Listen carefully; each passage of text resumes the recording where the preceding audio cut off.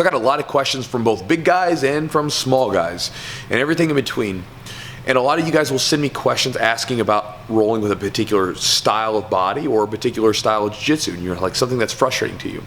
And let me sort of preface this video with, if you do have a question about a body type or a style of jiu-jitsu that you're finding frustrating to deal with, include in that message, that question you send me, your body type and your style of jiu-jitsu, because the way that things will match up based on that can change, right? There's no one size fits all.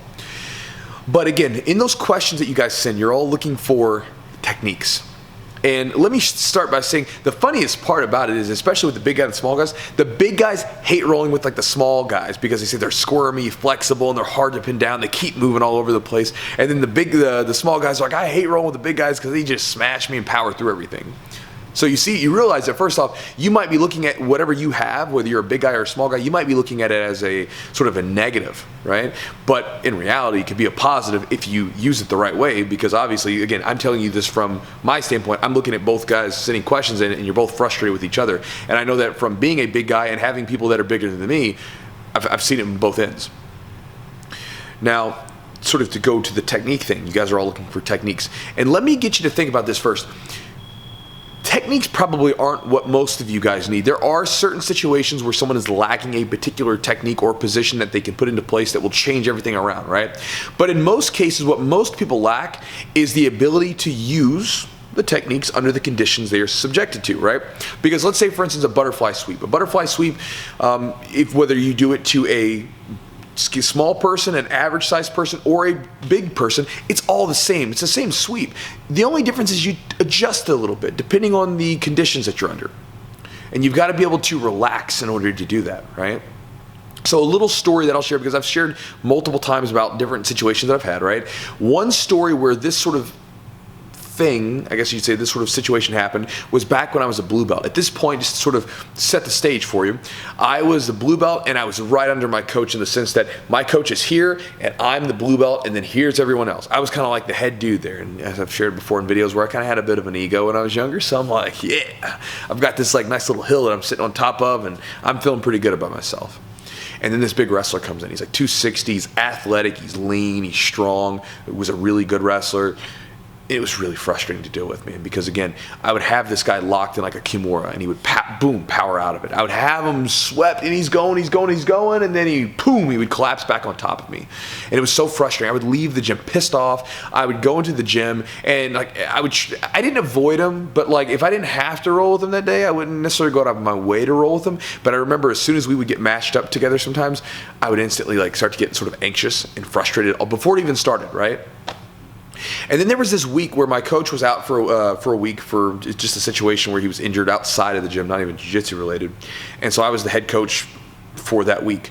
And because of that, nobody really showed up. So it was just me and this big old wrestler rolling for 2 hours a day the whole damn week. And I remember I was so frustrated because I was like, I come in the gym, I'm like, man, I hope someone else is here today. Nope, just him and I again. Okay, cool. 2 hours because we're probably not going to do techniques. So 2 hours of me and him, and he'll pummel me for 2 hours and I'll leave the gym pissed off again, whatever. And then at the end of the week, it changed. Something happened because basically what had happened was I love jiu-jitsu, I love training, and I was frustrating about being frustrated to go to training. So I was just like, fuck it, man, I don't care. I'm just going to go in here and train today, and whatever happens, happens. He's going to smash me anyway, so I might as well just take my beating like a man, and we'll just do it that way. And it was funny because on that day, when I stopped worrying about it, I stopped getting frustrated about him busting through all my stuff, all of a sudden, everything started to click. I had one of those, as I've talked about before in other videos, that aha moment, right? Everything just sort of found its place. And I started to sweep him with my butterfly sweep, and I started submitting him with a kimura and other submissions. And it was funny because it wasn't even with like a power. It was like I was catching at just the right time and finessing through everything. And at the end of it, both him and I were looking at each other. I remember as it's happening, I was kind of like, this is odd, right?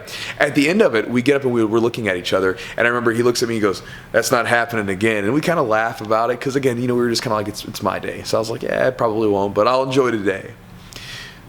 But that was what happened every time. Every time we rolled afterwards, I just had his number for some reason.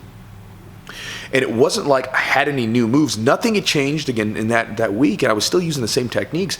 But what had happened was one, that frustration, that anxiety that I was having had basically been beaten out of me. I just didn't care anymore. I was like, fuck it, I'm gonna get beat up. But more importantly is that when I was able to relax, I was able to figure out a way to make those same techniques that I've already had work under those conditions, right? To work under the conditions of an athletic brute who's strong, fast, and just moving all over the place. And so what I would say to you guys is, I know that, again, it's comforting, right, to feel like, oh man, I just need to find this one thing that I'm missing, because if I can find the technique, that's what it is. It's not me, my game developed, it's just the technique, that's what I'm missing, right? That's what everybody thinks, but the reality is it's more than likely you probably have the techniques that you need. What you need to focus on is using them in under those conditions, and the only way to improve that situation is, one, to roll with the person more, and to let go of the frustration that you might have associated with them, right? Like if that big guy is smashing your face down, good, that's just part of it. It's gonna make you better. If you're getting pissed off because you almost passed the guard and that little guy brings his leg back in front of you, good, it means you didn't keep good enough control. Learn from that.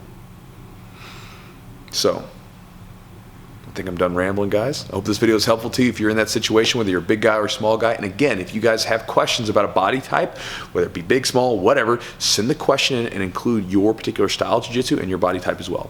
I'll talk to you guys next time.